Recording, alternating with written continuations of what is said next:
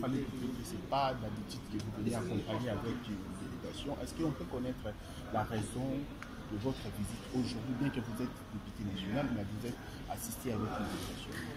Oui, c'est une délégation faite de jeunes Congolais vivant en Belgique et Congolais vivant au Congo, à Goma et à Kinshasa, qui travaillent dans une structure dénommée Change SPL, qui milite pour l'identité congolaise, qui milite pour la culture congolaise. Qui a dit que être congolais, c'était être le dernier du monde? Qui a dit qu'au Congo, c'était de la poubelle?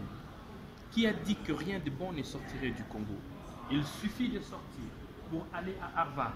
Vous verrez que parmi les meilleurs étudiants, il y a des Congolais. Allez en Afrique du Sud, le meilleur médecin, ce sont des Congolais. Allez même en Belgique, en France. Nous sommes parmi les meilleurs, mais nous nous méconnaissons nous-mêmes. Voilà ces jeunes qui sont nés à l'étranger.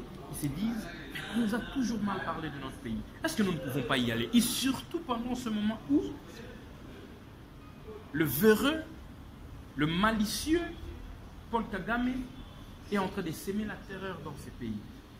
Les jeunes étudiants congolais de la Belgique, de Londres, sont venus avec leur coordonnateur, M. Dido, et Asbel Change, pour que nous puissions échanger. Et nous avions eu à échanger. Et nous devrions les amener à visiter les institutions parce qu'on leur a dit, bah, politiciens congolais, comment on a bango et comment on a sans pendant la journée. Et aujourd'hui, je pense qu'ils vont rentrer en Belgique, en France, à Londres, avec une autre conception, les changements du paradigme, que ce n'est toujours pas difficile de rencontrer les décideurs congolais, parce qu'ils les ont vus. Et ils ont aussi apporté leur connaissance. Et j'ai aimé ce que les jeunes Congolais de la Belgique ont dit. Il y a un véritable problème d'incivisme dans notre pays.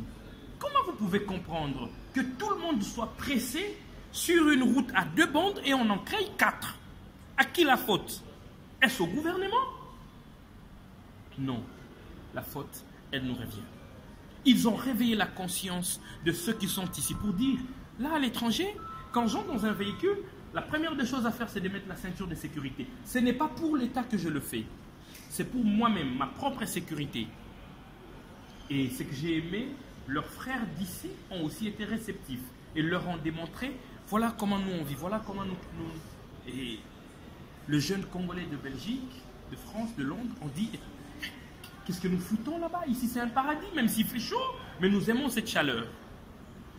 Et nous au Congo, nous devons apprendre à appuyer les bonnes initiatives. Raison pour laquelle vous nous avez vus aujourd'hui, nous les avons amenés rencontrer le membre du bureau et qu'ils voient également le Parlement qui rédige le texte de loi et où certains parmi eux disent, écoutez, mais moi je suis Congolais des pères et des mères, mais j'ai une nationalité belge. Qu'est-ce que vous en pensez pour la double nationalité? Je lui ai dit, nous allons militer pour que ça entre. On doit reconnaître parce que tu as les 100 Congolais.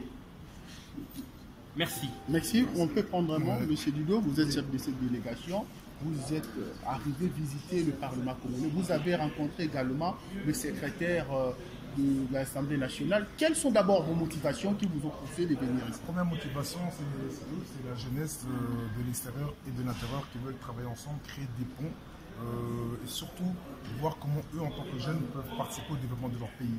Et puis surtout, le fait qu'on soit venu ici, c'est d'abord pour dire notre inquiétude par rapport à ce qui se passe à l'est du pays.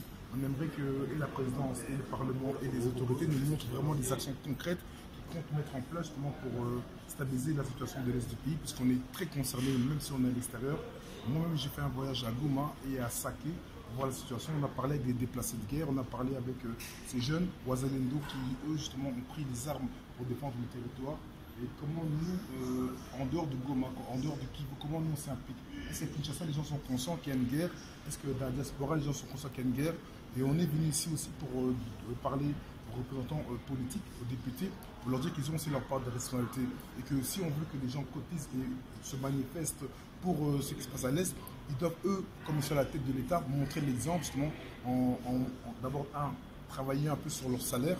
Peut-être que s'ils donnaient de manière symbolique une part de leurs gains, ça pourrait donner l'exemple que pour toute la population puisse la suivre.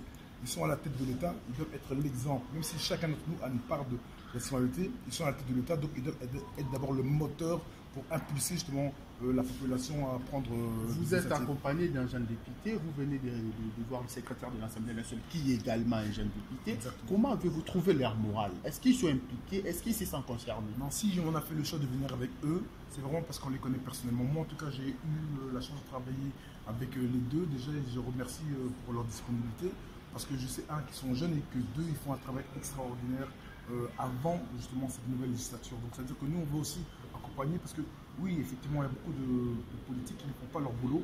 On peut en dire que certains profitent, mais pas tous. Il faut avoir aussi de l'espoir et se dire que parmi nos représentants, certains font quand même un bon boulot.